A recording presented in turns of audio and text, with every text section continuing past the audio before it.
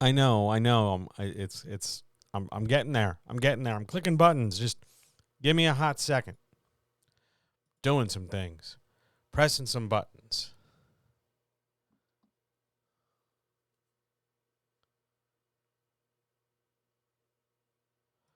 All right. I think that's it. I think that's it. Oh God, what did I just press? Why is that over there like this? The hell happened? All right. All right. Got it fixed. Got it fixed. Coming right along. I know. So professional. The height of professionalism right now. I know. It's a Monday. What do you want? All right. Where's the theme? Here we go.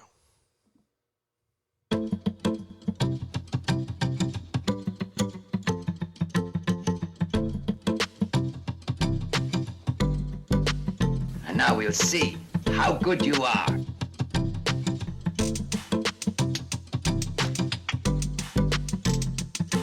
No matter what anybody tells you, words and ideas can change the world.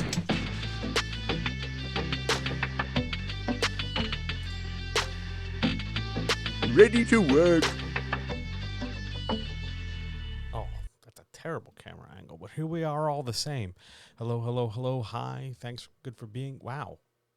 What a mess my screen is. Hang on one second. All right, there we go. Now we're back in business. Good God, what a nightmare piece this is. Hello, hi, how are you? I hope you're doing well. I hope your Monday was good. Mine has been chaotic. So forgive me if I'm running a few minutes late here trying to get everything all set up. It's just been one of those days. You ever have one of those days? I'm having one of those days. So really anywhere. Why is my camera so far zoomed out? Hang on a second. Good God. All right. Come on, stick. I know. Very interesting for the podcast audience as I sit here and try and adjust. Yep, close enough. All right. Hello. Hi. It's good to have you. It's nice to be here. It's good to hear from you. I hope you're doing well. I hope you're happy. Tonight, man, I don't even really know where to begin. I don't know where to begin. Why is my camera crooked? Good God, John, sort your shit out. I don't know. I'm in like a mood. I want to talk about stuff, but at the same time, like I'm just like, what a day. What a day. Billionaires buying shit. People complaining about damn near everything. What a day. What a day. So anyway, hi, hello. It's good to see you. It's nice to be here. I hope you're doing all right. My name, if this is the first time you're here, hi. My name is John. I am the writer next door. I am Twitch's only writing coach. I find that very hard to believe, but here we are. It's just me, the murderer of Pit Mad, out here doing whatever I can, doing as much as I can, as often as I can, to help you do better at whatever it is you want to do. As I make my background, decent. I hope you've been well. I hope you're writing. I hope you're creating. I hope things are going okay. And I honestly hope that wow. Go back. There we go. I hope you're not making I hope you're not making the mistake I know some people are out there making right now. Right this second, there are people out there making this issue, and maybe you've done it. Maybe. And if you have, now's a great time to stop. And if you're thinking about doing it, now's a great time not to get started. Have you ever been making a thing, trying to do a thing? Whatever it is, telling a story, writing a book, writing a screenplay, writing a blog post, anything, right? And you're sitting there and you're trying to get this done. And you think to yourself, God, everybody else, everybody I talk to, everybody else in this field, everybody else everywhere is just better at this than me. And they're able to do more faster. Like they won't shut up about how much more they're succeeding. Oh my God, they got this deal. Oh my God, they got this done. Oh my God, they got that. They got this, they got that. And it really seems like, oh man, oh my God, oh wow, I'm behind. I'm way behind. I'm radically behind. If I were any more behind, I'd be like looped past twice. It's crazy how much I think I'm behind when it comes to like creating things. You ever have that feeling? You ever have that idea? This sense that everybody knows so much more and does so much more in the same amount of time, if not less time than you. And you're left scratching your head. Because you want to get to that end point. You want to get to, the reward stage of effort, right? You want to get to, why is my light going in and out like that? I really apologize for that. You want to get to that end stage. You want to get to that point where it's like, oh, well, I did the work. Now bring me my truckload of money. I want my attention. I want my praise. I want my pat on the head. I want my cookie. I want my whatever it is you're expecting to get from the thing that you're doing, right? And that want, that need, it pushes you, it drives you, it challenges you, it upsets you, it frustrates you, it bores you, it annoys you, it drives you up a fucking wall. And you think to yourself, God, if I was just going faster, because I want that end result. If it was just going faster, if it was just coming sooner, I'd be better off. Can I please, looking at my watch here, can I please just get to the part where I get my reward, where I get my credit, where I get my praise, where I get my love, where I get my attention, whatever it is you're looking for, creating whatever it is you're creating. I think a lot about that. I think a lot about that because I feel that. Now, I love to talk. Oh, man, I can't light a scene for shit. I got, not bad, but not the best equipment in the world. But at the same time, like, man, I spend a lot of time thinking, oh, wow, if I only had 2 more subscribers, 10 more subscribers, 5 more people following me. A little bit of this. Oh, if I only had this much more, if I only had that much more. If I was like that other guy way down there down the road with the RGB and the lights and the this and the that, oh, I'd be set for life. So I think about these things. And I think about the amount of time I've spent so far doing all the things I've been doing. And the relatively short amount of time I've been streaming. It hasn't even been a year, right? It's been 7, 8 months, maybe 9 at this point. And I think about like that amount of time versus, the number of years I sort of wandered around lost, wondering and hoping that somehow somebody would just stumble across me and go, oh, wow, I know exactly what you're doing, person I've never met before. Yeah, you're doing exactly the thing I want you to do. That's perfect. And I always would get so frustrated when nobody spontaneously knew just by looking at me, oh, John, you're an editor and a writing coach. Because I wouldn't say anything because it was embarrassing. It was weird. What am I supposed to do? Oh, I'm a guy who talks about writing. Like, that's not going to encourage people to ask me to dinner. That's not going to, have people hand over money. That seems weird. I used to think these things all the time, so I would always worry about whether or not I'd go fast enough, whether or not if I could just hurry along. And I built a reputation in my early days for being a guy, and I'm still that guy, who could, do 100,000-word manuscript in 4 days. It would melt my brain. There'd be just stuff leaking out my ears. But I can do it. I don't like to do it. I like to be able to take my time. I like to be able to not work 12-hour days. But I think about that speed, and I think about that hurrying, and I think about that rush. Especially when I was younger. And I wonder, what the hell was I rushing for? Really? What was I doing? I was getting paid sooner, I suppose. But I was going to get paid either way. What does it matter if I get paid on a Wednesday or paid on a Thursday? Was it really that urgent? I don't know. So this always sort of broils and boils around in my head. And the last couple days, I talk to a lot of writers. The last couple days, I end up having a lot of conversations with people about, what they're trying to do and how they're trying to do it. And invariably, 2 things happen. 2 things come up. First thing, they want to know if what they're talking about is any good. Like, they tell me a premise, they show me a Google Doc, they write me a pitch, like 2 sentences, and they want me to tell them flat out, oh, it's good. Is this good? Is this good enough to write a book? And every time, even if I'm not on camera, even if it's just me, writing back to them, I make this face. Because how am I supposed to know? How am I supposed to know if this idea you have is any good until you write it down? How do you know if it's any good until you write it down? But that's just the first question. And so I tell them, hey, you won't know until you write it down. And they're sort of dissatisfied with that, I guess, because they only want to do things from the start if they know it's going to be good at the end. Apparently, they've never tried to do anything in this existence. But the second one is the part that gets me, because they'll say, okay, fine, I'm assuming it's a good idea. How long should it take? I've been doing this forever. And they say forever, and they mention a unit of time that is not forever. It's a couple weeks, couple months, maybe a couple years. And without a doubt, whenever this comes up, I always end up saying things like, takes as long as it takes.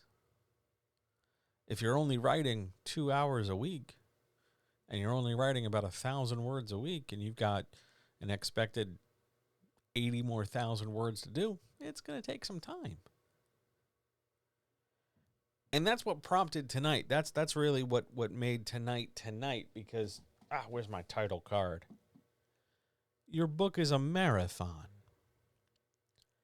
Now, this point is, to me, far more central and far more multifaceted than I think a number of other people would take this in a number of other directions. Because when we take the creativity out of it, right? When we take away the idea that, oh, you're writing a fantasy novel, oh, you're writing an action thriller, oh, you're writing a romance novel, whatever. When we take the book part out of the discussion and we straight up just plug in the fact that it's running, it's an activity that requires skill and training, you wouldn't just wake up tomorrow and go, you know what I'm going to do? I'm going to run a marathon Friday. Today's Monday. You wake up Tuesday and go, I'm running a marathon Friday. You wouldn't. You just wouldn't.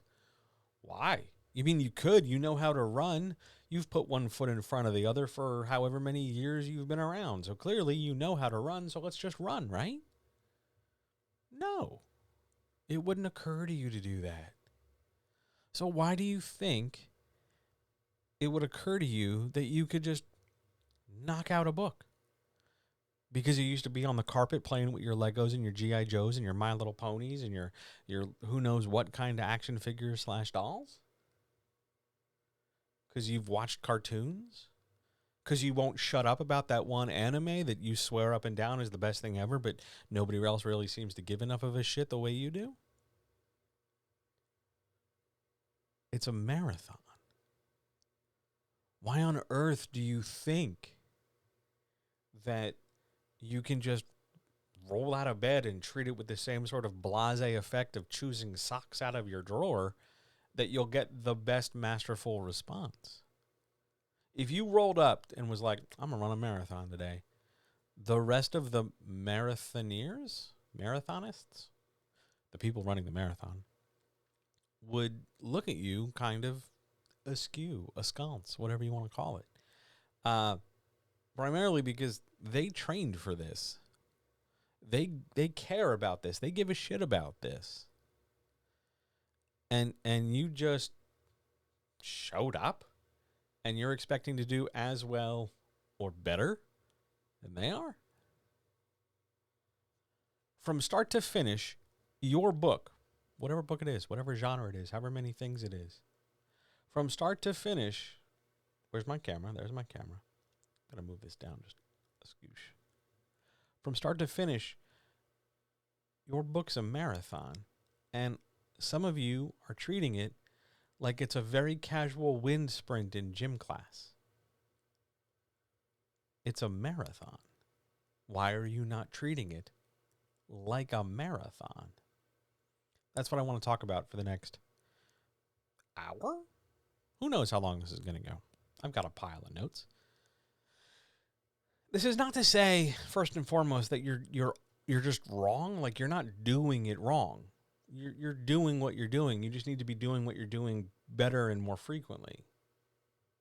The mechanics, the production of what you're doing is the issue. It's not the idea that, oh, you're writing a story about a fantasy bunch of people who have to go from point A to point B and do shit. It's not what we're talking about. It's not the idea that's the problem. It's your execution. Maybe the mechanics need work because you got to learn, like, oh, that's how dialogue should be. That's how not dialogue. Don't do it that way. Do it this way. Maybe this is how you make a character.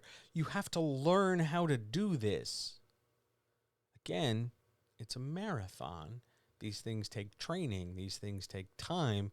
And if you don't want to hurt yourself, you wouldn't roll out of bed and just, well, marathon starts at 10 o'clock, so if I show up at like 9:45, I'll be fine. You're going to hurt yourself. You're going to maybe permanently damage something. You're going to definitely mess up your muscles. So why do you think writing wouldn't be the same way? It takes training. Now, you don't have to go to school for it. You don't have to go out of your way to get like a giant stack of degrees, because the degree isn't going to come off the wall and sit down and type for you. The degree might educate you in terms of who to network with, or what nose needs to be made brown, or what sort of person needs to be like catered to. But by and large, the expectation at the upper levels of writing theory is how obnoxious can you be in a short period of time, and how much pretense can you pack into the package? How much, academic can you do devoid of, all theory devoid of practice? That's what they care about. So you don't need to go down the road of like inevitable infinite debt. You don't need to go out of your way for those things. You can gain a good education in a combination of some classes and some practice and some books. But again, you can't rely solely on books either. Just like if you were trying to learn how to run a marathon, you wouldn't just read a book about running and look at the pictures and go, I get it. I can run a marathon now. I've seen the photos. Because eventually you got to put your feet on the track. Eventually you got to put your fingers on the keys. Eventually you have to go forward and do something. And it's not, it's a race in the sense that it's a marathon. It has a beginning and an end and some amount of timer. But it doesn't matter. Like, all right, so there's the Boston Marathon. There's the New York Marathon. There's marathons all over the goddamn place.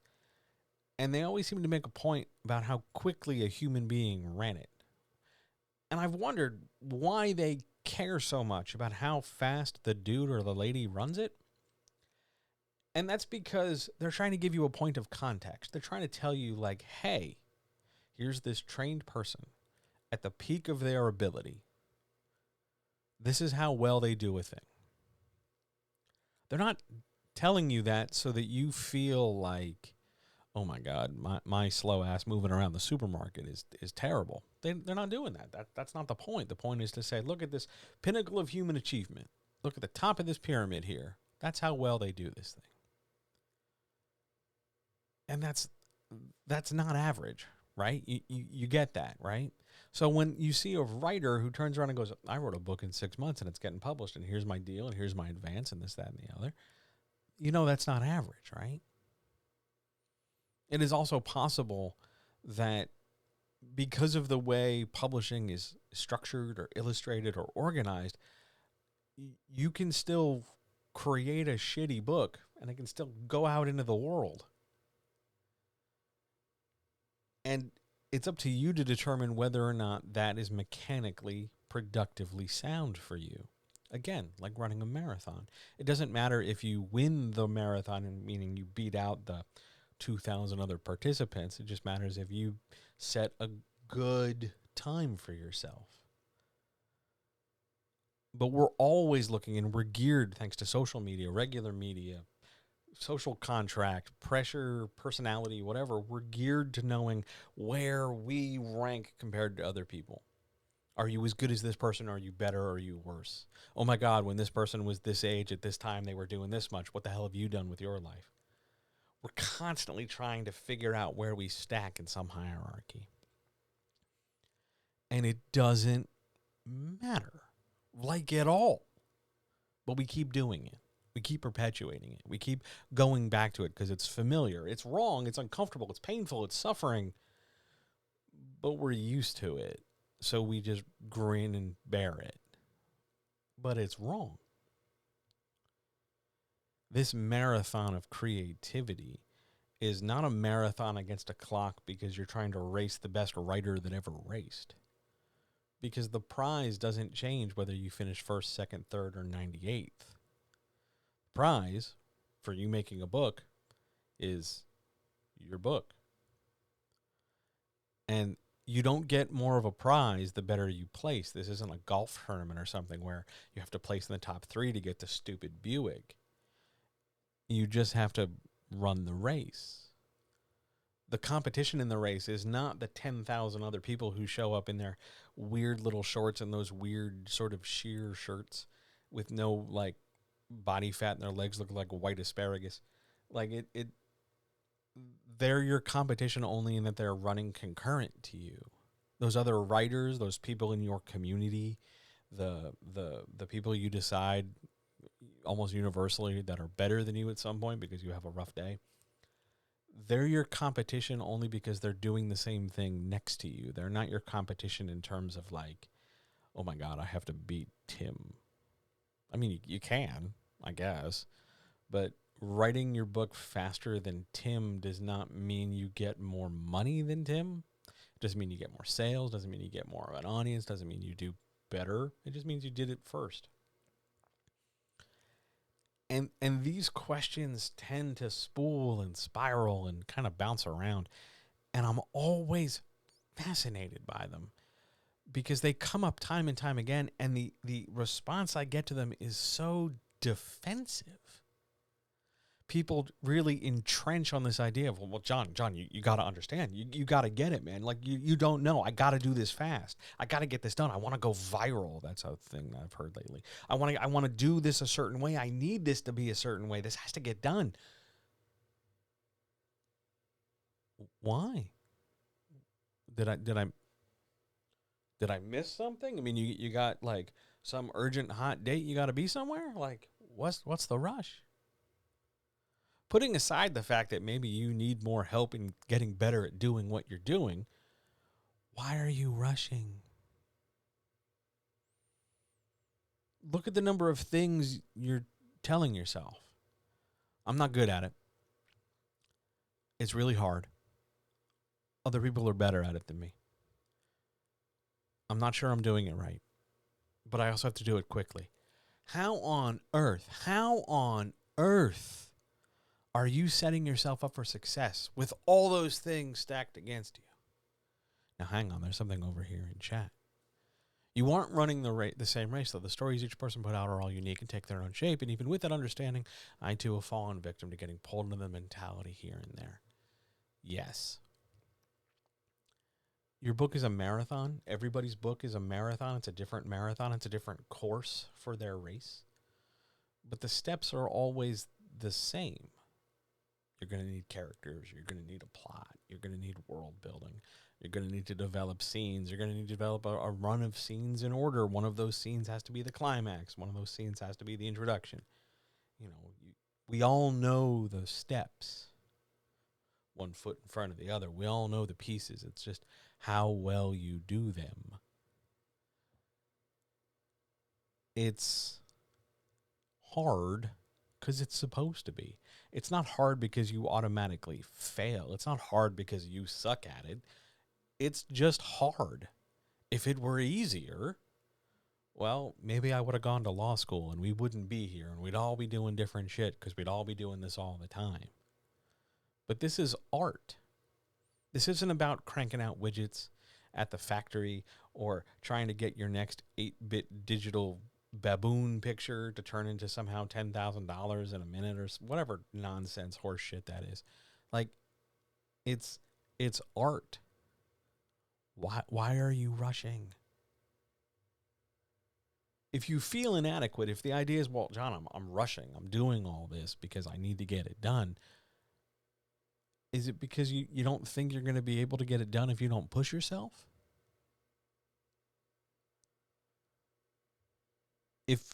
If you want to get it done, if you want to run this marathon, whatever it is, if you want to move forward with it, whatever it is, you have to show up and put your ass in the chair wherever it is, whether that's your chair, somebody else's chair, a business's chair, a comfy chair, a tilty, swirly chair. I don't give a shit.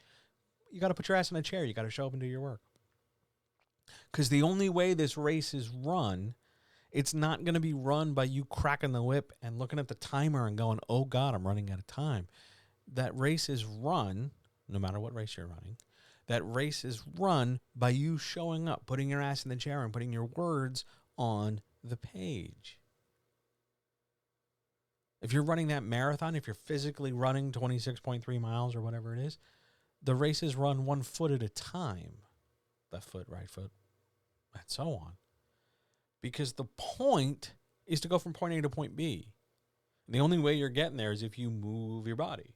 The only way you're getting that book done is if you move down the page. So, move down the page.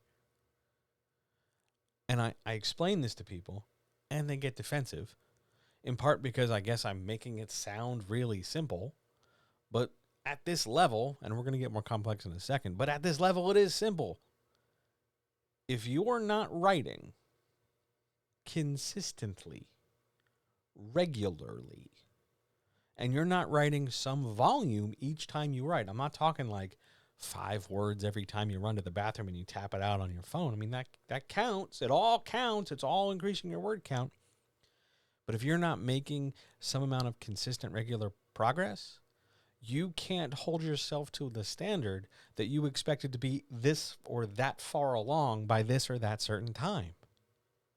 If you're writing a 90,000 word science fiction book and all of a sudden you realize like you're only averaging maybe like 100 words a week because you're doing this or you're doing that, it doesn't matter what the things you're doing. That's the other point. We'll talk about that in a second. But if you're averaging a low amount of progress, yeah, it's going to take you a while to hit those milestones that you swear are milestones for you. Because you're taking smaller steps. Now, I have talked about in the past the idea of being regularly consistent, trying to get X amount of pages or X amount of words done over Y amount of time. And I have been told by a variety of people, some good, some not good, some way not good, that is a really privileged position. And I'm aware there is an implication of privilege there, that you have the ability to block out an amount of time, a couple hours, let's say, and sit down and write on somewhat of a demand, the ability to toggle onto this idea of, okay, it's writing time. I'm going to be able to block out all my distractions. And yeah, there's a level of privilege there. There maybe even is a level of ableism in there, that you can handle the anxiety, the depression, the ADHD, the distractibility, whatever issue is in front of you, that you're able to put it to the side just for some amount of time and get done what you're getting done. And I get it. I hear you. I see. I'm not pretending like it's not there, but at the same time, if you're trying to get this goal done, if you're trying to run this race, if you're trying to move forward, you have to move forward. There's that very great Shakespearean line, methinks he doth protest too much. And I notice, maybe, the people who were telling me so much about how it's hard to do this, and it's hard to do that, and it's hard to do that over there, those people also seem to be the people who aren't really making the progress, but they keep telling me why they can't make progress. Why? I get it. It's just as valid an issue on Monday when you repeat it to me on Tuesday. But if you want to do this thing, if you want to run this race, you're going to have to put one foot in front of the other. There's no other way you're going to run this marathon. There's no other way you're writing this book unless words hit the page.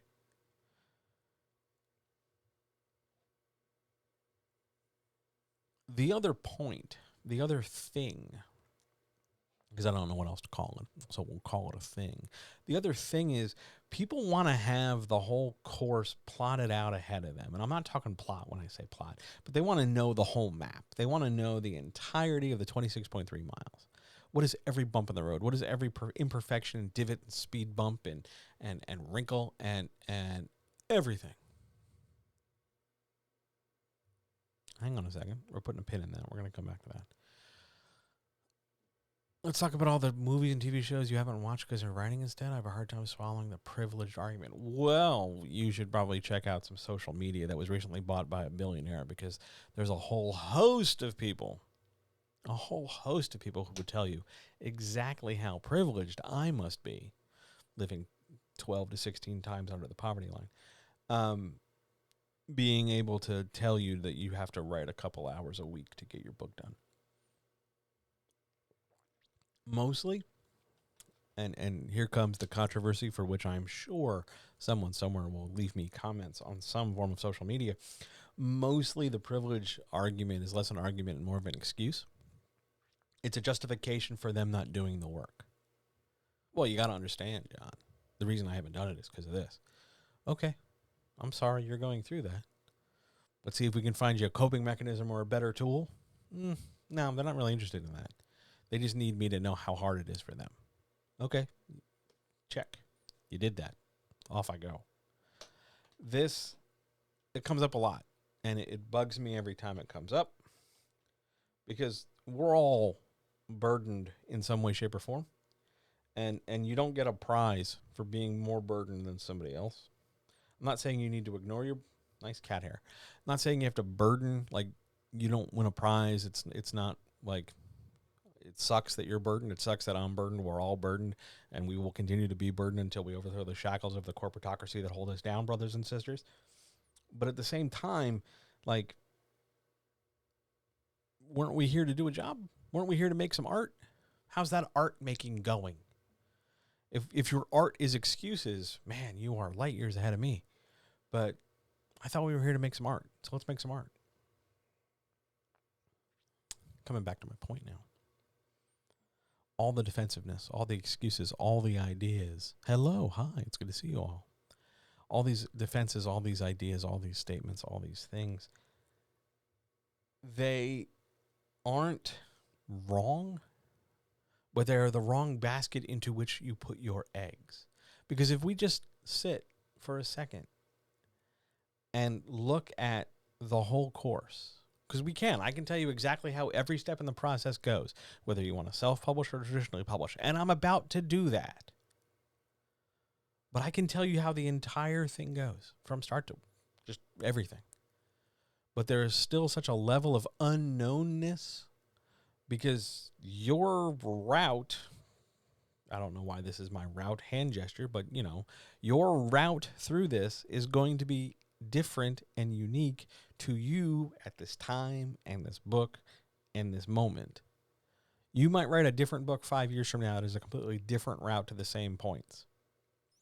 The person next to you writing concurrent, simultaneous to you, totally different events, but we're all going to go from A to B. People want to know the whole route. They want to know the whole map in excruciating detail, every last inch of everything. They want to know it all in advance. And I don't know why exactly. So I've got a theory first, and then we're going to dive deep into this. But I've got a theory. People want to know the whole course, every inch of everything, because they want to make sure that if they know where all the hard parts are, they can figure out well in advance how to get around them so that they're not hard. Or they want to know all the wrinkles and all the problem spots so that they can purposefully avoid them entirely, even if they are fundamental to the thing they're doing. Or people want to know the whole of everything, every last gear, every last little movement of the machinery, everything, so that they can just keep making reasons not to do it. Because if you spend 2 weeks, 3 weeks, 4 months, 6 months, a year telling me every week, well, what about this? What's the next step? What about this? What about that? What about this? What about that? What about this? What about that?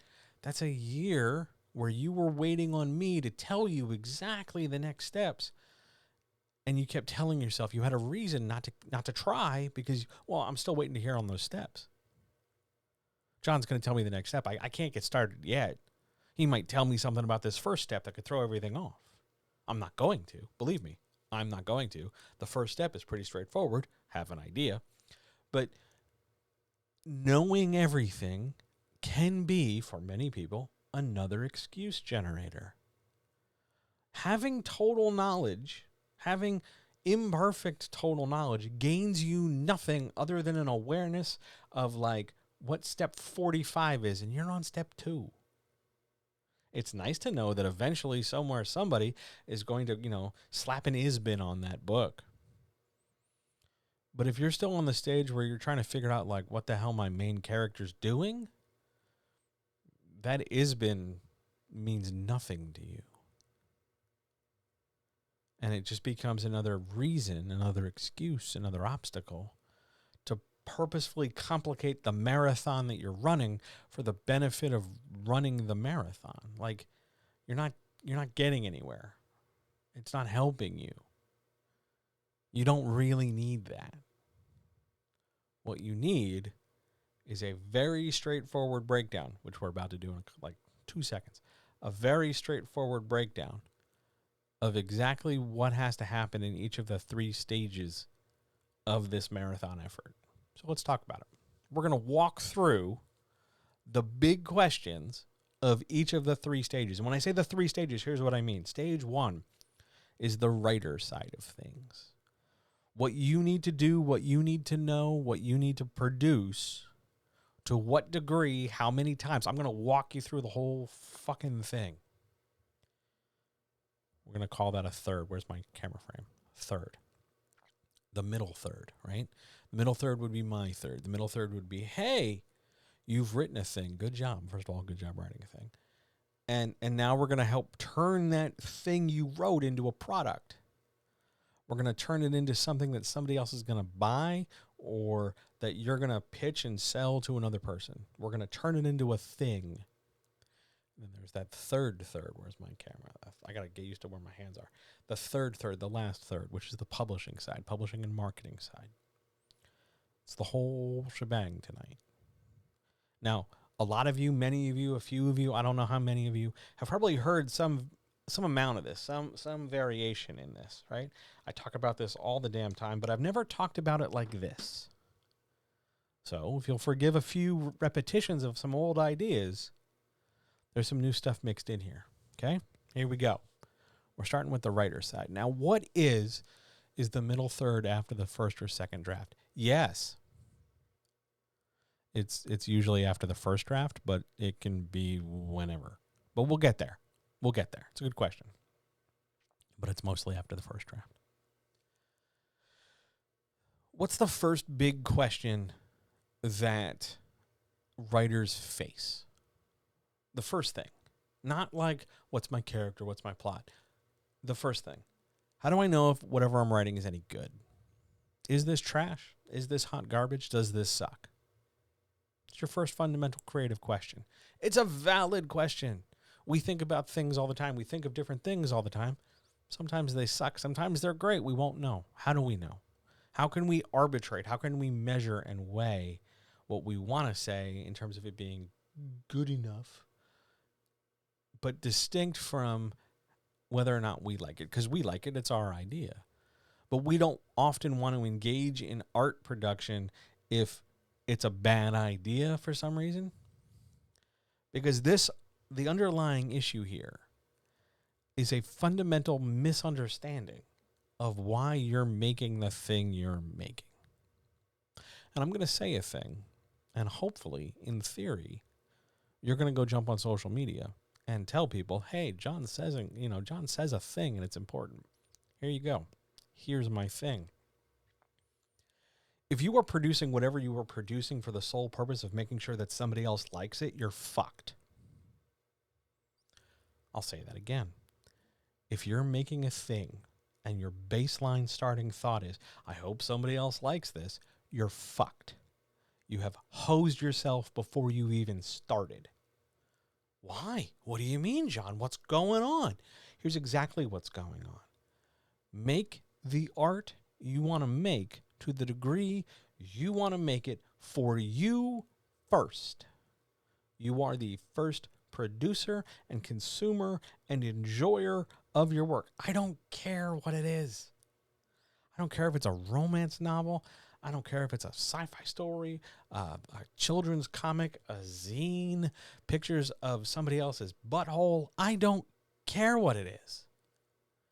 Make it because you like making it. Notice that in this discussion, in this definition, in this idea, I didn't talk about whether or not it's good enough. Because good enough isn't material to it's not germane to our conversation. We make the things we want to make because we like making them. And we like this thing.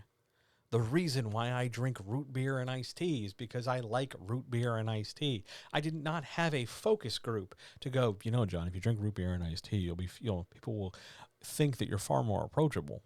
No, it's because I like root beer and iced tea. Not at the same time. That's weird.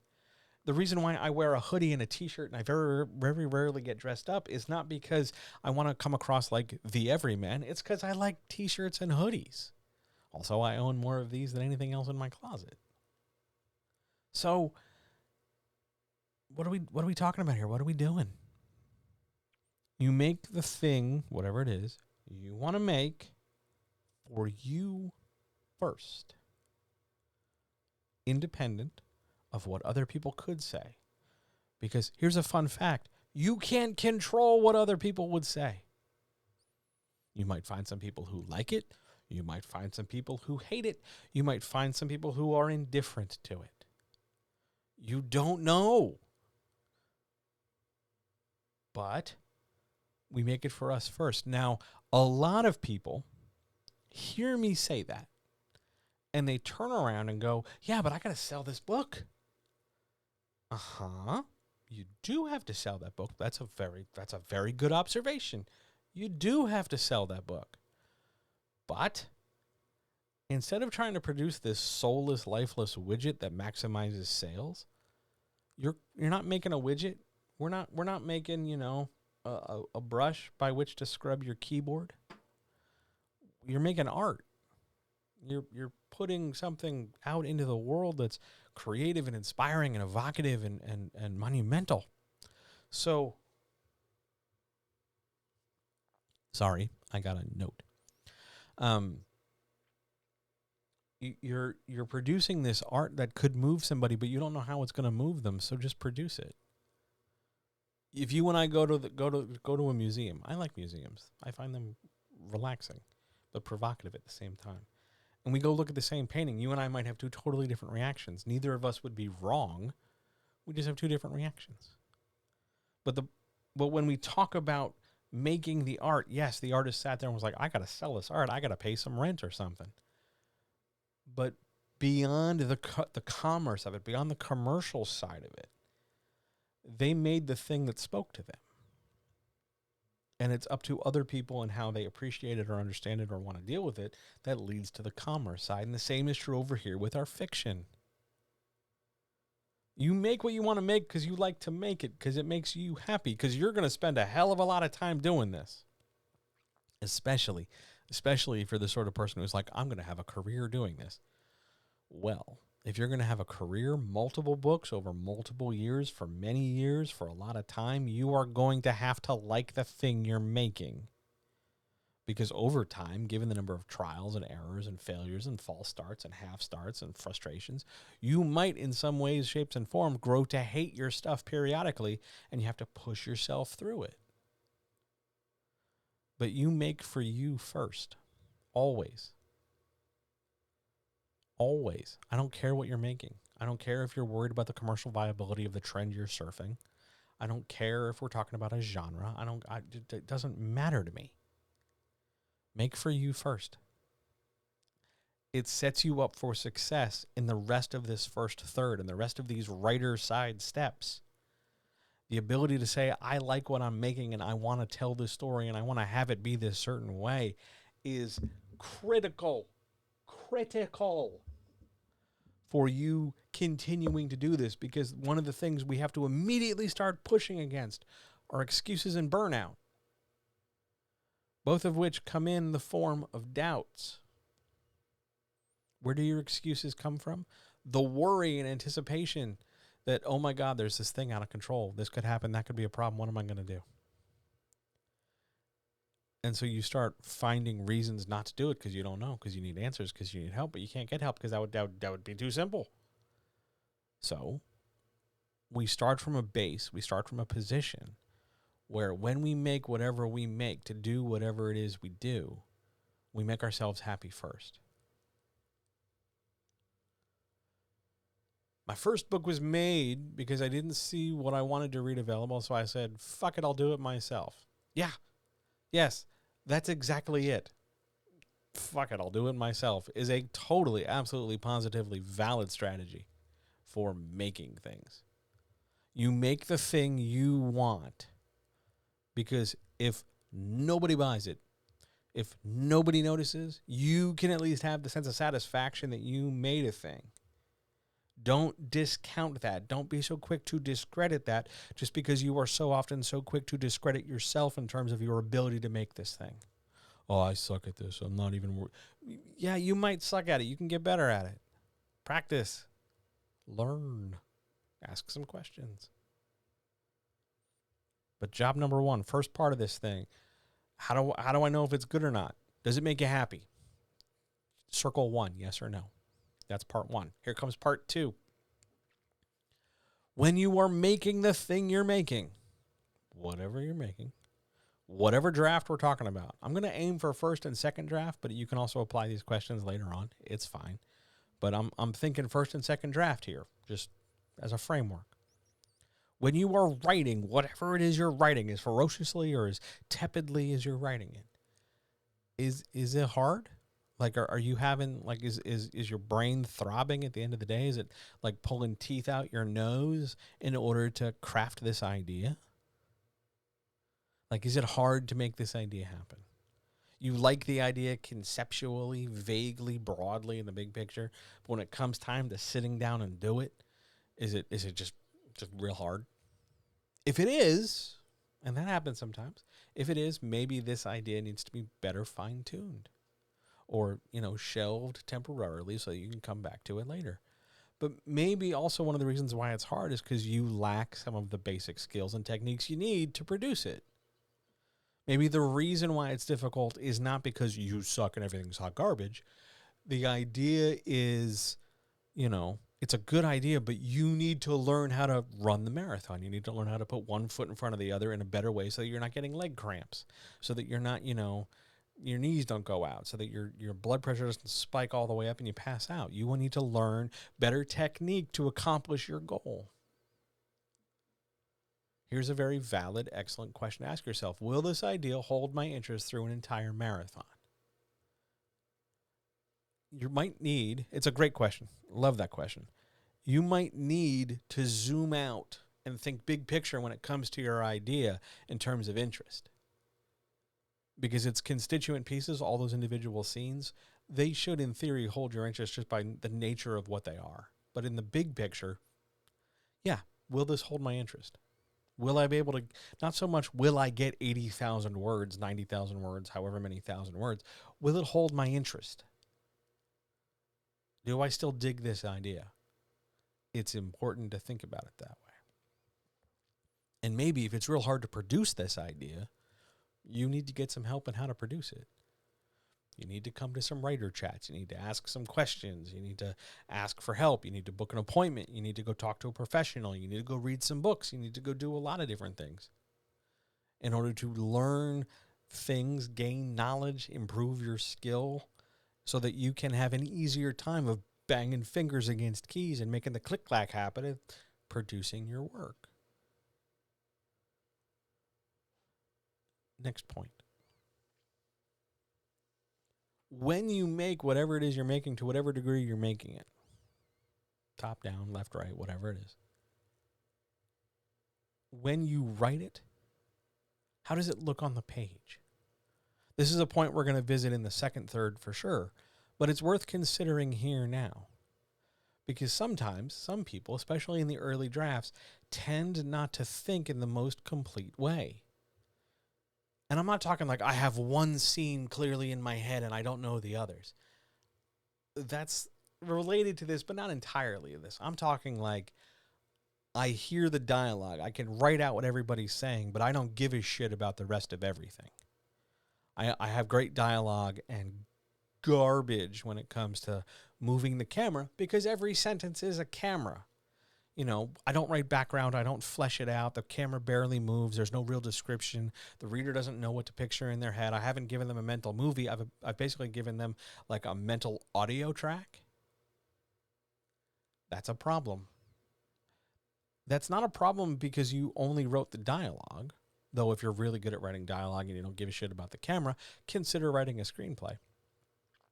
But if you're writing the dialogue to the detriment of the descriptive, the expositive, everything else, maybe that means your idea needs more tinkering, but also maybe that means you need to learn how to get better at writing exposition. And if your immediate knee-jerk response is, well, that shit's boring, I don't want to do boring shit, there's the door. Enjoy. Have a nice night. Go weave some baskets because this marathon's not for you. In the course of doing this marathon, in the course of running into this process, especially in this first third, you are going to have to confront yourself. You are going to have to confront some of these ideas and expectations and delusions and bullshit and horse shit and lies and goals and ideals you hold yourself to. If you're going to write a book, you're going to have to write more than dialogue. You're going to have to write exposition. You're going to have to move the camera. You're going to have to paint a picture for the reader because the reader wants a movie in their brain. You're going to have to learn how to get better at these things. It's going to be tough, especially if you're not very good at it or not very practiced at it. It's going to be difficult. And at the first sign of difficulty, if your first move is to either quit or make excuses, then this marathon just became much more difficult because most of that energy, most of that effort is going to come down to you having to fight yourself to remind yourself that you're good enough to be in the chair and you're good enough to press those keys. And that there's more to your novel, whatever it is, whatever genre it is. There's more to your novel than just snarky characters making snarky snark. You got to write a whole thing. You got to write a whole novel. Yep, even the boring parts. Next part of the writer's side. This is a toughie. You have to finish every draft. You got to finish every draft. You can't just start the second draft because the first draft was like 2/3, 3/4 complete. You have to learn how to finish every draft. And it's okay not to know every scene, and it's okay not to know how things are going to go, and it's okay to have moments where you sit down and you look at your work and you're like, I'll fix that shit later. Totally fine, totally normal, really, truly, absolutely, totally fine. But you still have to finish every draft. If you fall into the habit of, I'll figure that out later, what you are basically saying, if we're going back to our marathon example, I don't really want to run mile 17 to 19, so I'm going to like stand, and then somehow I'll just be at mile 20. No, that's not how that works. You have to learn how to finish. One of the most critical things that keeps people from succeeding at this is not that their idea sucks, and it's not that they don't know how to do the thing. It's that they don't finish. The number of people who half-ass a half-started idea, so I guess that's what, like a quarter-ass of a whole idea? The number of people who do that is staggering. Oh my God, I got this great idea.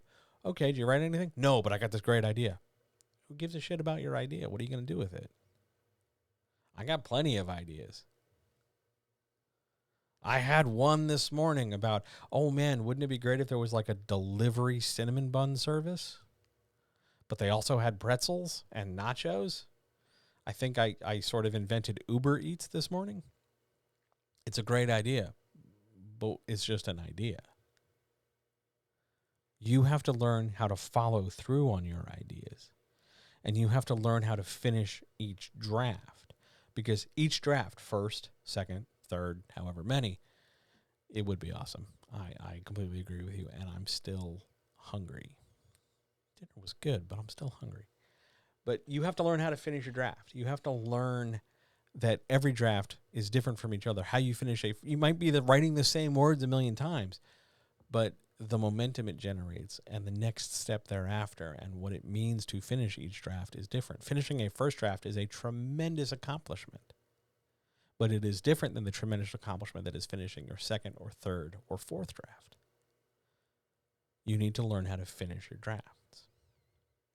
If the writing is smoothly happening and it's happening consistently with a minimum of like undue mental exertion and stress, this is a great third.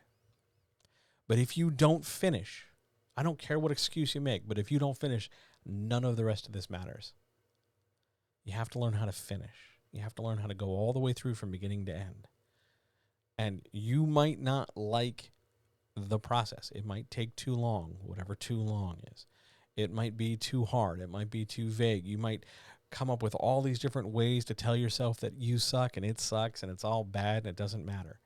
You're going to have to push through all of those excuses the entire time to get done and do the thing you want to do. You might have to. I don't know what is going to come up for you, but everybody's got to come up and confront something. So keep an eye out for that sense of self-doubt and that grappling with the idea that, you know, everybody else is great and you're a fraud. Because that's not true either. We talked about that in imposter syndrome, which, by the way, is up over on the YouTube channel. I didn't put the YouTube graphic up, but if you jump over to youtube.com/John Adamus, you'll find the imposter syndrome video. It's a good one. You should check it out. All right. Coming back, though. You got to learn how to finish. And once you finish, you got to know when you're done drafting. That's sort of the bridge step between the first third and the second third. How do you know when you're done drafting? Well, step number one, the draft has to be finished. The decision to move forward from writer step to editorial revising step, that's what we'll call it, is being able to let go of some degree of control and some degree of expectation. And that sounds very pop psych. That sounds very pie in the sky, very swirly, like I'm about to tell you about my psychic mentor or how some spirit, rose out of a crystal to reach me in my dream state as I channeled some appropriated religious iconography or something. And that's not at all what I'm fucking talking about. What I'm talking about is the draft is done, and the amount of work you would do into a new draft is fairly superficial and more about an indecisiveness than anything else. What am I talking about? Here's what I'm talking about. Well, I could make a new draft, but what would I change? Well, I guess I'd either have to just change small things, like, I could make that person a foot taller. I could make them a redhead, something like that. Or you would make wholesale giant changes, but you're not really sure what benefit you would get. Yeah, I guess I could give them a brother. There should be a volcano. There should be like 2 volcanoes and a bear or something. But when asked, why would you do these things? Your answer is, I don't know, maybe it makes the story better or something like that. You've got to be able to push that stuff to the side. Because when the draft is done and there's not much more you can do to it, or you've reached a point where you can recognize that you don't know what else you could do to it, that is exactly the step where you bridge from the first third to the second third. Over here in chat, we get, I'm guilty of running out of steam on a lot of drafts. Hey man, join the crowd.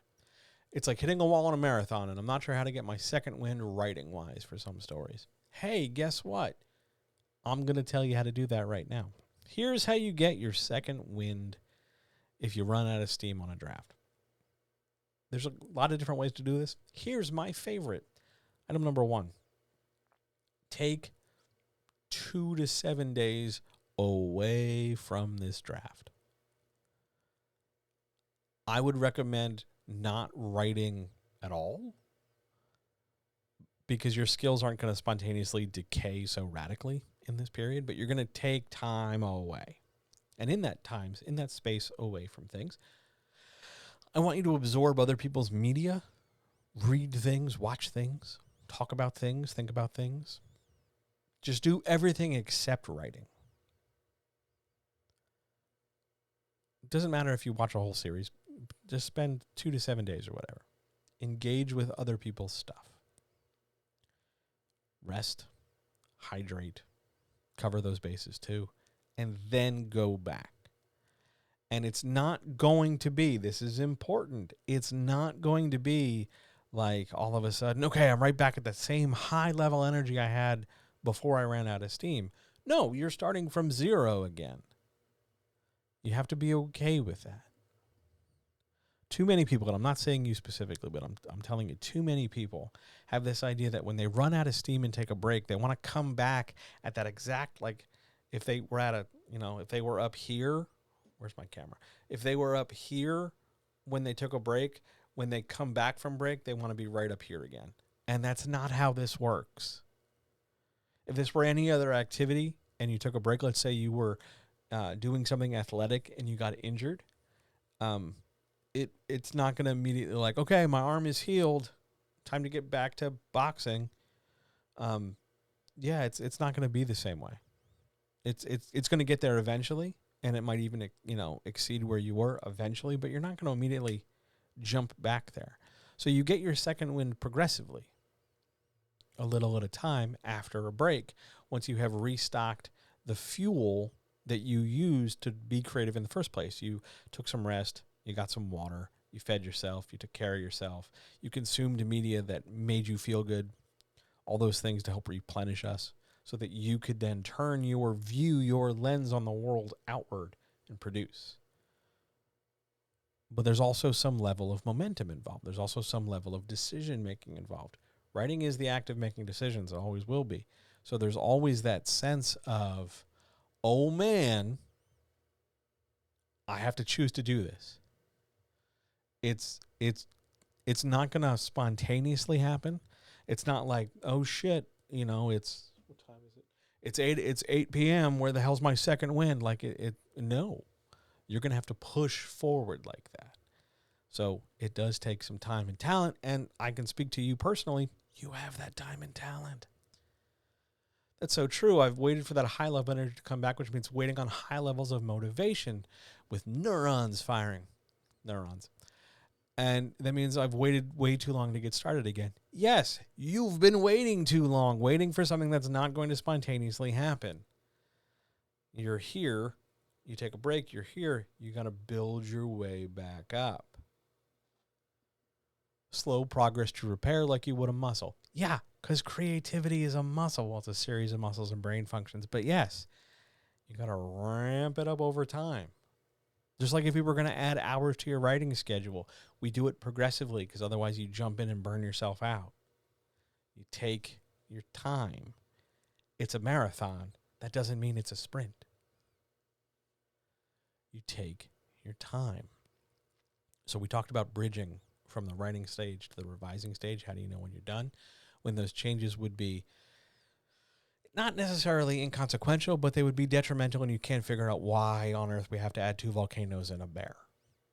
But we get to that revising stage. Now, what do you need in this revising stage? The first thing we need to do is challenge yourself out, because now in the absence of writing, you're going to need to fill that void in your brain, because your brain's going to sit there and want to tear it all apart, and you're going to become hyper self-critical. Everybody does it. I do it about 20 seconds after this camera goes off, and I usually move the microphone out of the way, and I exhale, and immediately the criticism starts. Well, I only had this many people. Nobody fucking said anything. I should have focused the camera more. What the hell was I doing? I could have worn a better T-shirt. Like, why don't I do it could have been a fucking thing. I tear myself apart every time. It's hard as hell. You got to head that off at the pass. You got to know it's coming because you know you do this. You got to head it off at the pass. How do we head it off at the pass? Remember our goal. Because when we're running, when we've got this marathon, we know it's 26.3 miles. Son of a bitch. Left foot, right foot, left foot, right foot. Here we go. Somewhere around mile 12, 12 to 15, according to everybody I've ever talked to who's run a marathon.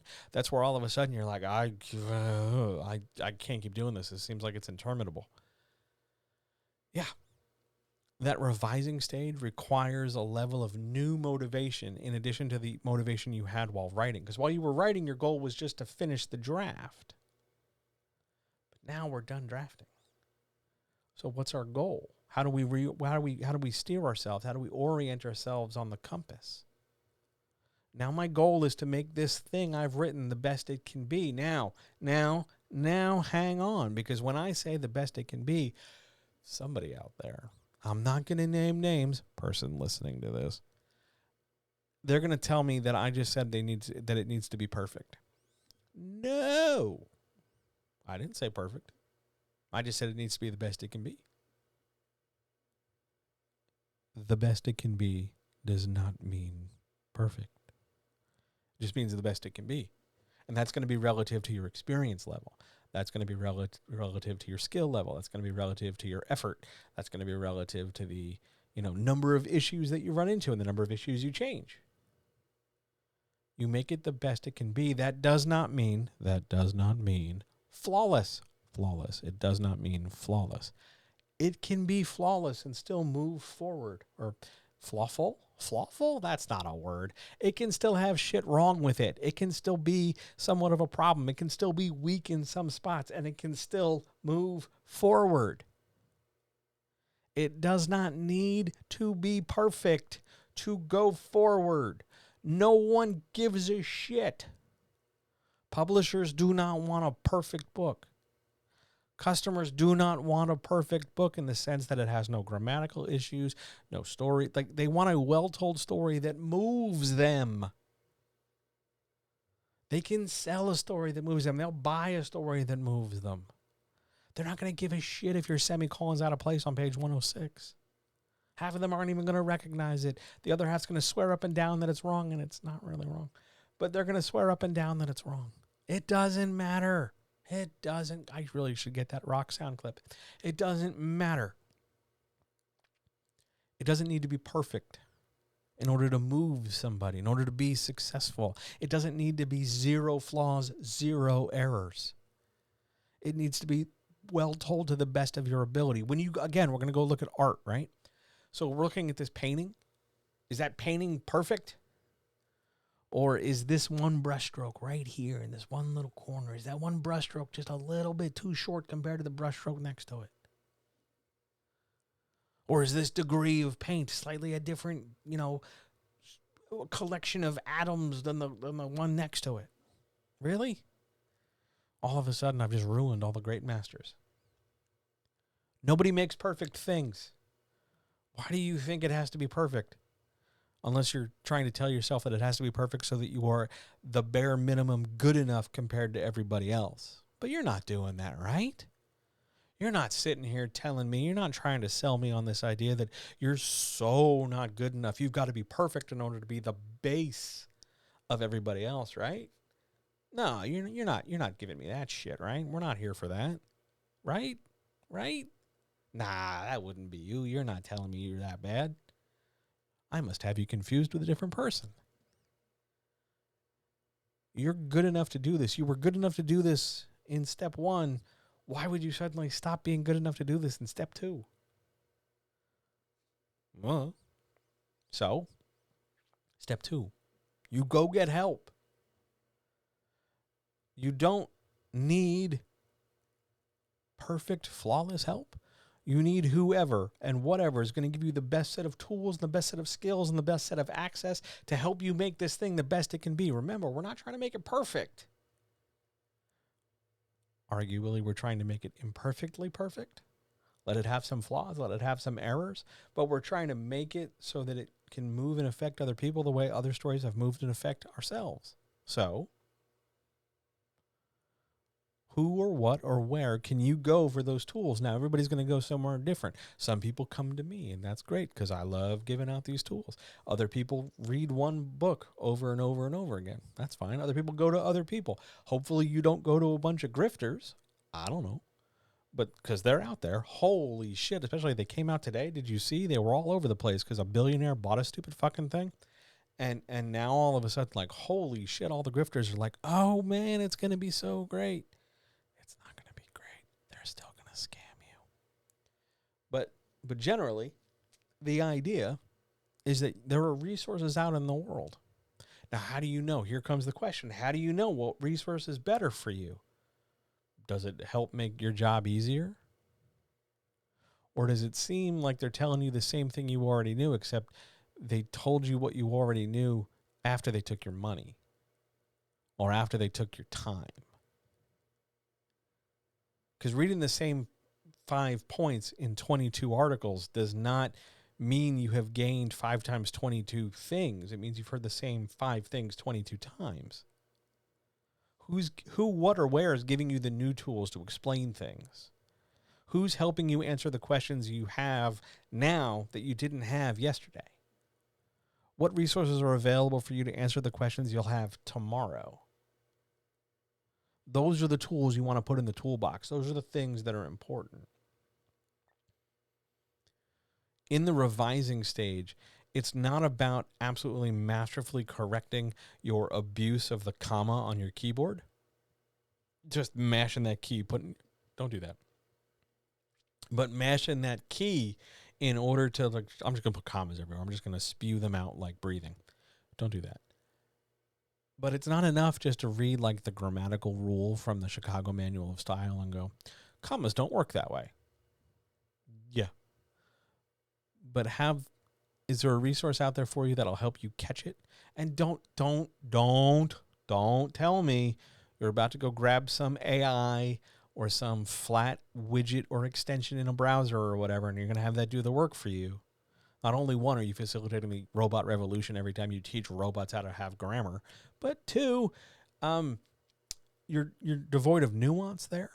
Like, you're communicating your art with people. So why would you give your stuff to not people to help sort it out? People can tell you if it'll move them. A robot, I would not expect to tell me that it knows how to move people. So,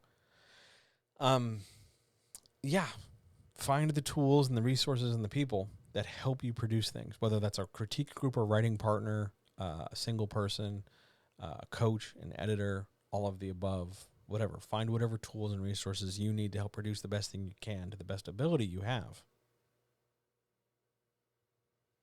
How long should you be in this stage? How big's your thing? How long is it going to take? Are you getting it edited? Is it going to a critique group? Is it going to both a critique group and then getting edited? Is it going to be, how many times are you going to go through this? It's all up to you. There is no magic number so long as it's greater than 1. So long as it's greater than 1. And if that 1 is just have another person read it, fine. It might need more than that. It probably does need more than that, but that's the bare minimum. You could move forward so long as some other person has seen your shit first. But why? Why do we want to do this? Is it to open ourselves up to scrutiny, to harm, to judgment? No. It's to see if the thing we made has any kind of ability to move somebody else the way it has already moved us. You understand? Like that's the point here. That's what I'm talking about. We're not giving this work. We're not, tossing the paper airplane out the window solely and expressly because we want to, suffer and bleed for our art in some melodramatic emo kid way. We're doing it to see, like, okay, I've made this thing. It's had this impact on me. Let's see if any degree-ish of impact can also be had by someone else. Here, other person, what do you think? The important point to remember here is that at no time is this ever a condemnation of who you are as a person. It has nothing to do with that. It has nothing to do with that.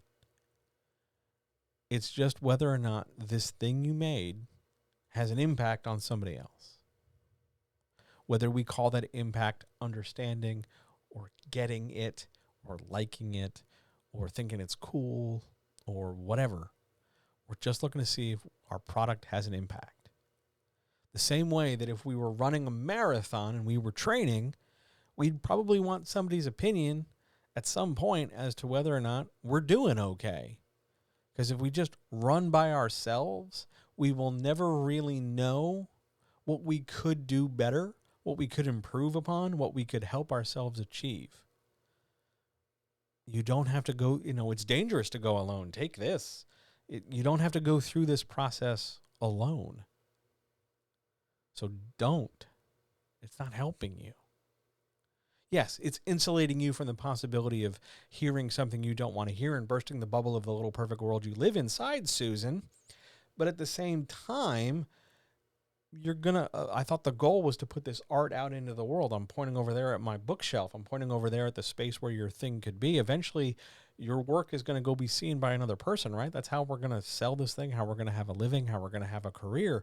So why not get in the habit of producing that work so that other people can see it? Also, you made the thing. You know what you meant. So it'll make sense to you. You're too close to the material. You got to find somebody who's not too close, who can point out the things like, hey, I think you missed a word in the sentence, or I'm not sure what this thing is trying to say, or what the hell happened here because this doesn't make any sense. You're looking for that, not because it's not condemning you as a person, but our goal in this stage was to try to make this thing the best it could be. And more input makes that possible. Not necessarily faster, but just possible at all. Okay? So let's assume we've done that. And it takes as long as it takes because you put it through whatever paces or benchmarks or tests or rigor you want. Maybe it's just one person reads it. Maybe it's 5 people read it. Maybe you hire a coach. Maybe you hire an editor. Maybe you hire both. Maybe you talk to somebody. Maybe you take a class. Maybe you go through it 1,000,000 times by yourself.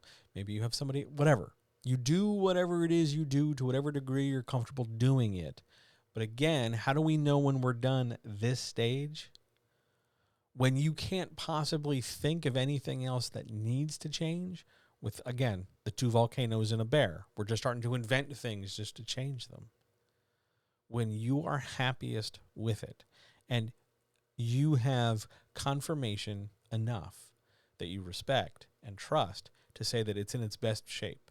Again, this is why you bring in other people, because you're always going to say it's in its best shape because you made it, because you know what you meant. And yeah, sometimes you do produce things, blog posts, tweets, pitches, whatever, where you were the sole creator and you were the sole judge as to whether or not it's good enough. But we're talking about bigger things here, so maybe you want to involve more people, right?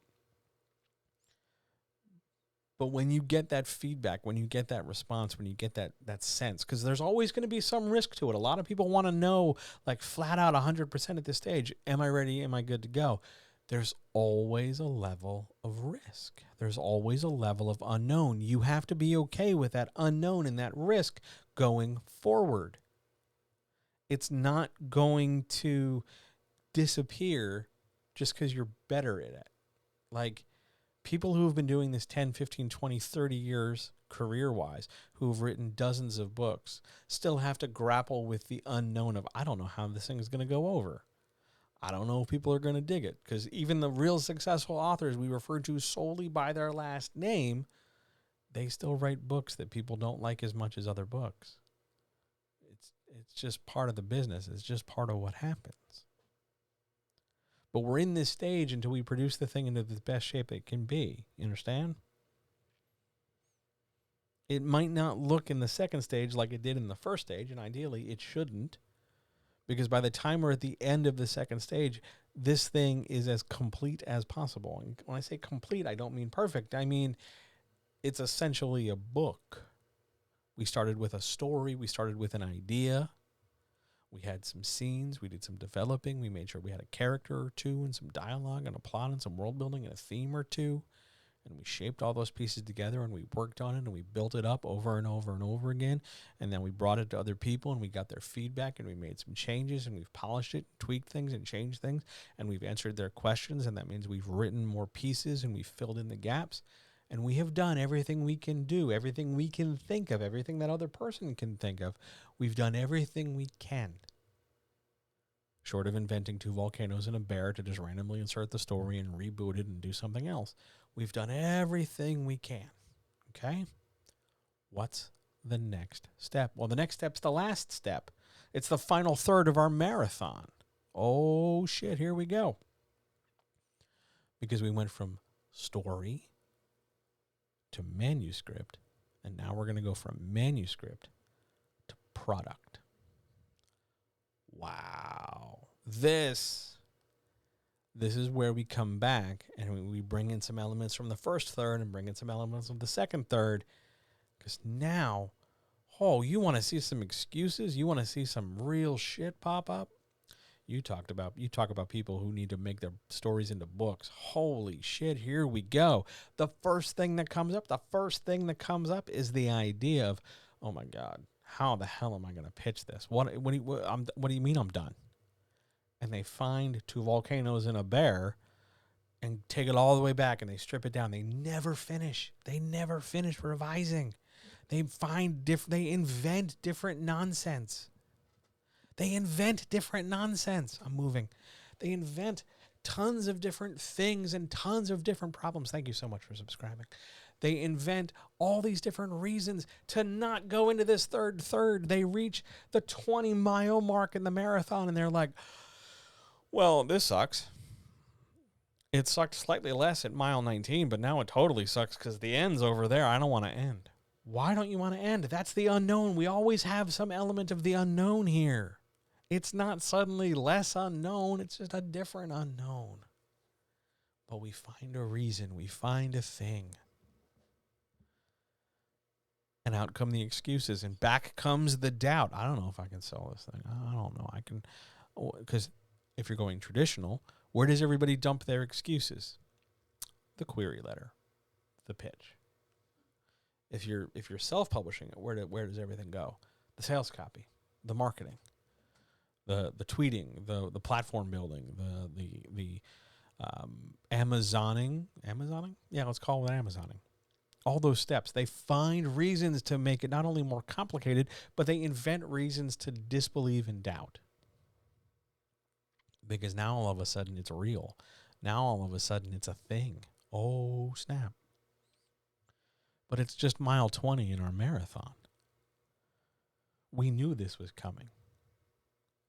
You can't get to mile 21 without going through mile 20. We can't finish this thing without coming to this point.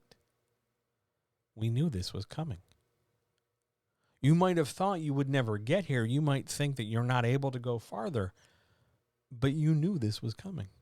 It's okay to be scared. It's okay to feel overwhelmed. It's okay to completely have no idea what the fuck is happening. Totally and absolutely okay. But we're still here. What are you going to do in this third? Left foot, right foot. You got to keep on moving. Your book is a marathon.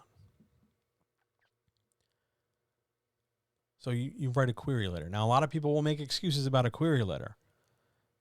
But remember, it might be about a book you know inside and out. It might be about a book you know oodles and oodles of. Sure, absolutely. But remember when we started the drafting process? You didn't know fuck all about how to write the book. How did you get better? You sat down and wrote the book. Now here comes the query letter process. You didn't know shit about the query letter, so you write bad query letters. Yeah, it happens. Everybody writes garbage the first couple times. Sure, yes, statistically, it is possible to write one query letter, nail it in the first shot, send it out, and nail it in the first round. Totally possible. Is it likely? No, but you could still try. So you write some bad queries, and you go into this knowing they're bad queries. Why do we know they're bad? Because you've never done it before. So you write some bad query letters. Okay. Or if you're self-publishing, you write some bad pitches and you stumble and you feel like, I got this book, it's a good book, but I just don't know how to talk about it. Well, you got to learn how to talk about it now, because again, we're at mile 20, so it's no longer just left foot, right foot, left foot, right foot for 20 miles. Now it's how do I learn how to finish things? How do I learn how to push through the frustration? How do I learn how to push past the exhaustion? How do I learn how to keep my body moving? How do I learn how to keep the story going? How do I learn how to keep the career going? So what do? Well, you write some bad pitches. You write some bad queries. You take your foot off your own chest and you let it be bad the way you did back when you were writing your draft. You didn't know how to incorporate a theme inside a flashback. So you tried. And you did as best you could, and then you got to the revising stage again, remember? And we worked on that. You brought in people, you brought in tools to help you massage things and develop things. Same process now. Okay, so we got this query letter. How do we get it better? Who can we talk to? What resources can we look at? How do we shape this? How do we build this? What toolbox do I need to use? That kind of thing. And again, doesn't need to be perfect. Doesn't need to be totally without flaw. Just needs to be able to do its job the best it can. So now you've got this book in its best shape possible, manuscript. You've got this query or this sales copy or this pitch in the best shape that you can, that you can do it. Then it's time to put it out in the world. Now, for the traditional publishing people out there, that means going out on submission. That means sending this query in some part of the manuscript or some part of the synopsis or both or whatever. Going to these websites when they say submissions are open, and you fill out the stupid WordPress form and you just try. Here comes your version of the great unknown. You just try. And you're going to get rejected. Now, this is where the marathon running metaphor sort of falls apart, because you don't really get rejected moving one foot in front of the other. So let's frame it slightly differently. Let's talk about muscle cramps. Let's talk about soreness. Let's talk about pain. Because it hurts to be rejected. Because it's a sign that maybe, after a while you're tired and it's not going very well. And you can be very tempted to give up. Way too many people give up. Way too many people don't push past it. At the first sign of danger, at the first sign of fault, at the first sign of panic, at the first sign of it being difficult, how you handle that moment speaks volumes for the trajectory the rest of everything's going to go. If at the first sign of your first rejection, your response was to throw your hands up and walk away, and I don't mean you got angry that afternoon and then you came back the next day. I mean fuck it all, toss it in the air, never go back. If your response was to give up right away, how committed were you? You're going to get rejected. You're going to go for a while without people clicking on your Amazon link. You're going to end up tweeting about your live stream, and you're going to be, wondering if how many people are going to read it, like it, and click it. It's the unknown. We just have to try. And we use our tools to the best of our ability. So, traditional people, you put your stuff out there. And it's hard. But remember, just like revising wasn't a condemnation of who you were, rejection isn't a condemnation of who you were, because they don't know you. It has nothing to do with you. They don't know how nice you are to your kids.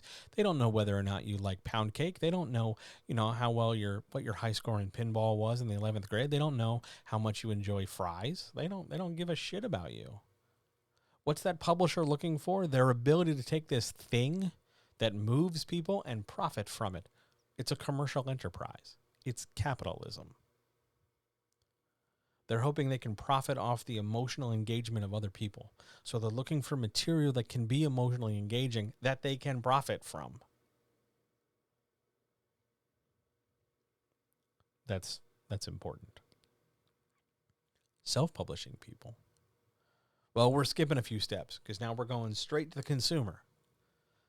And you got to understand, there's a lot of consumers out there with a lot of possibilities for things to consume. So what are you doing to engage them? You can't jump out in the middle of the street and go, stop, stop, stop, stop, stop, everybody stop. Come over here to my lemonade stand. Because eventually somebody won't stop and you'll get run over by a car. So what can you do to engage them? What can you do to make sure somebody stops without jumping in front of cars and moving traffic? Short of getting in a car and riding the rest of our marathon to the finish, how can you make sure you keep running? Well, we fall back on the training and preparation we've done. You know your book. You know its strengths. You know the things you like to talk about. You know the things you're proudest of in its making. You use those things. You find tools and ways to shape those things into ideas that are attractive and appealing to others. So you talk about it.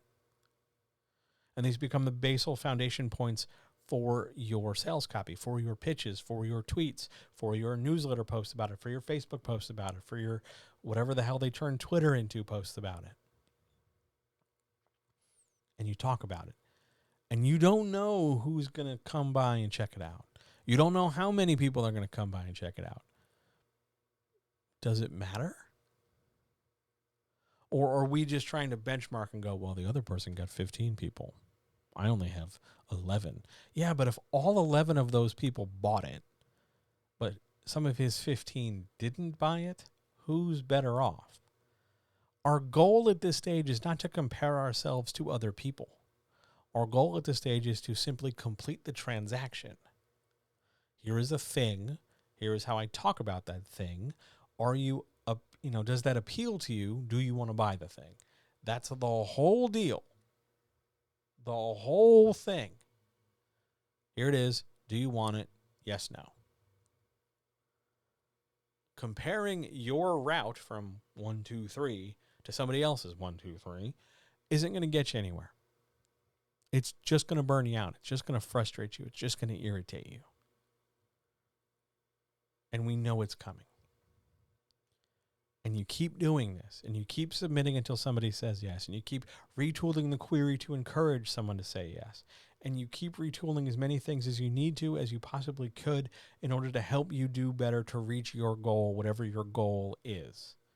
I want somebody to come buy my book. I want somebody to subscribe to my stream. I want somebody to like and follow me on YouTube. I want somebody to write me an email. I want somebody to hire me. I want somebody to buy my shit. I want somebody to do this or do that or whatever. Whatever your goal is, you've got your process to obtain it. We've been doing it for the first 2/3. Now we're in the last stretch of the marathon. The end is in sight. And here's the last thing. Way too many people see the end in sight. Know that it's right there and stop. Because that's a thing we didn't really talk enough about here. At any point in this process, you could stop. You could give up. Yeah, I got a perfectly good book. It's been revised and tweaked, and I wrote a query letter. I just didn't do anything with it.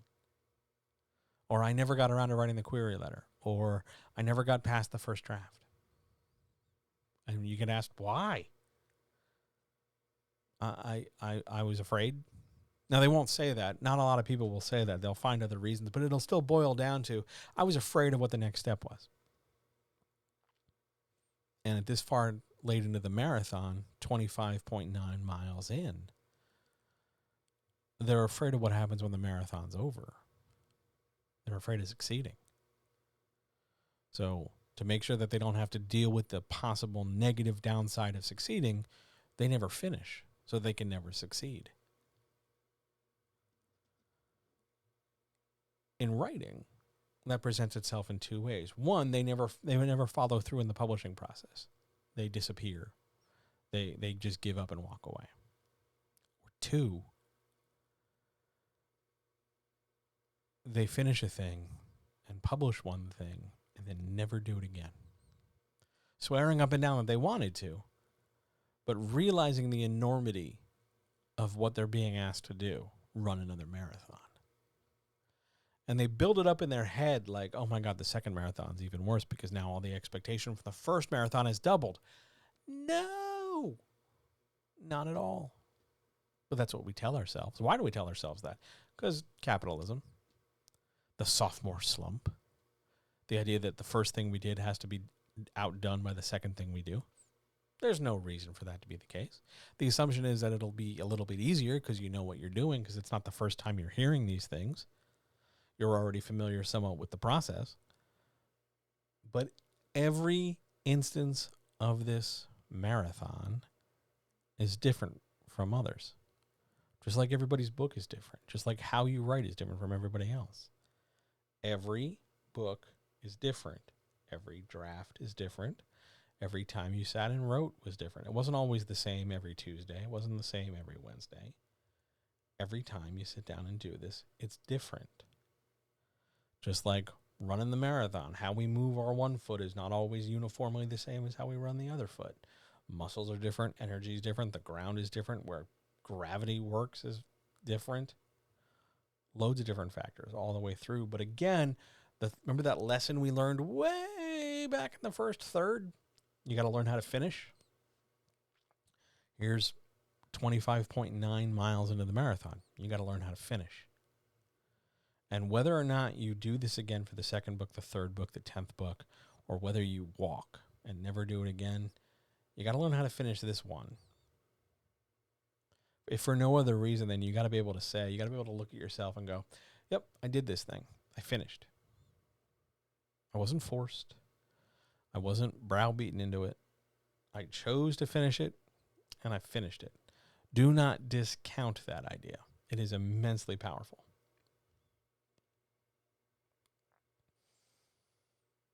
Every book's a marathon. The only way you're going to run this marathon is if you put one foot in front of the other, one word after the other. It's not going to happen any other way. That is the entire process. Those are the major milestone questions of doubt and interest and engagement along the way. We didn't talk about how to make scenes. We didn't talk about how to cover climaxes, because those are all individual things that we've talked about elsewhere at other times. But by and large here, the goal, the point, the idea is, hey, I want to run this marathon. What do I need to know? That's what you need to know. That's the thing. That's the whole shebang. So, what did you think? Do you feel better equipped? You got your running shoes on? You ready to give this a try? If you are, I wish you luck, because we're all running along with you. I'm running with you in the sense that I'm with you and ready to support you and hand you those little bottles of Gatorade or those little paper cone cups of water that you can pour over your head for whatever reason. I'm down. Let's go. I've run plenty of marathons. The last thing I want to talk about briefly are all the other people running with you. They just happen to be running with you. They're not your competition. They're not your competition. Because the number of consumers in the world are not finite, and their purchasing power and their enjoyment of art is not limited. This isn't a game of musical chairs where we're speeding up, going around and around the chair before the music stops. There's plenty of room, especially digitally, plenty of room for your book right alongside somebody else's. We're not competing for the same, it's not like we're trying to catch a fish in a lake and there's only so many fish to catch. There's an infinite number of fish. There's a couple billion people on the planet.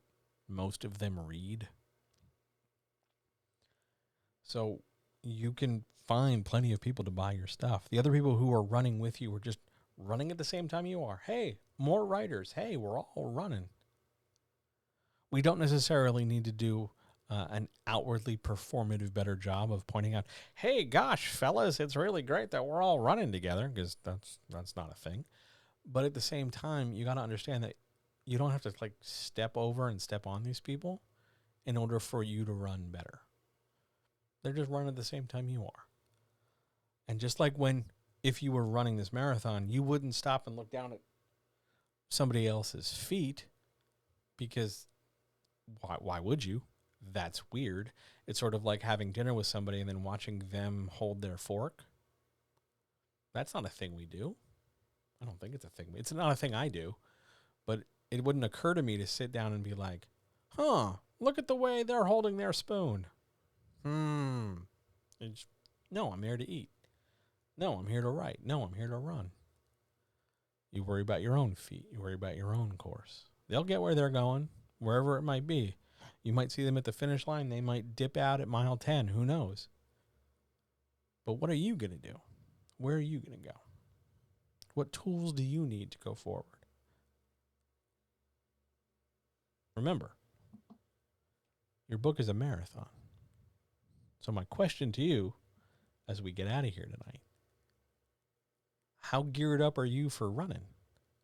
I'm not saying you got to jump right out now and run today. You can if you want. But you got to sit down and figure out, like, okay, marathon. How are my tools looking? And if you need more tools, well, there's a whole YouTube channel for free of all these things. Hours and hours, over 300 hours of content I've produced. There's a podcast you can listen to. You're listening to it right now if you're subscribed to the podcast feed. There are streams. You can book an appointment.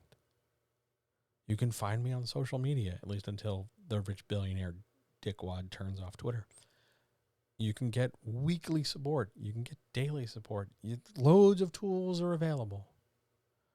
You want to check out YouTube? YouTube.com/JohnAdamus. You want to jump on Patreon and get like bonus super oodles of content and have a good time and watch a couple movies and learn all these same tools? Patreon.com/JohnHelpsYouCreate. Want to come hang out on streams? It's twitch.tv/JohnHelpsYouWriteBetter. Don't forget to do all the social media things like and subscribe and click the button for more notifications. Loads of tools available. I'm happy to help. You want to definitely get more help? You want to get personalized, tailored help to help you run every step of the race? WriterNextDoor.com, top of the page, book an appointment. There's a free one you should use. I lay my entire running experience at your feet. I leave this choice to you because while writing is the act of making decisions, the first decision is whether or not you're going to run the race at all. And I hope you do. That's all I got for you tonight. So, thanks so much for being here. Thanks for checking this out. I hope you have a good night. I hope you enjoyed this. I certainly did. It was a hoot. The next time I will talk to you, the next time we will see one another is in 2 days from now. Oh my God, 2 days from now? Yes, 2 days from now on Wednesday, April the 27th for the Writers Chat. It is essentially the same thing that was supposed to happen over there on 420, but for a number of reasons, there wasn't a chat last week. There will, however, be a chat this week. I'm not canceling twice. So, yeah, we'll have a Writers Chat. It'll be great. I'll see you right back here on twitch.tv/JohnHelpsYouWriteBetter. It'll be on YouTube, the same with this recording. We'll be on YouTube the following day at youtube.com/JohnAdamus. Don't forget to like and subscribe and click the bell for notifications. And if you're checking out the podcast feed, this will be up on the podcast feed within like 10-15 minutes of it being done here. Thanks, everybody, for being here. It really means the world to me. Thanks for subscribing. Thanks for coming and hanging out. Thanks for talking. Thanks for asking questions. I look forward to seeing you in the very near future. I love you all. Take care of yourselves. See ya.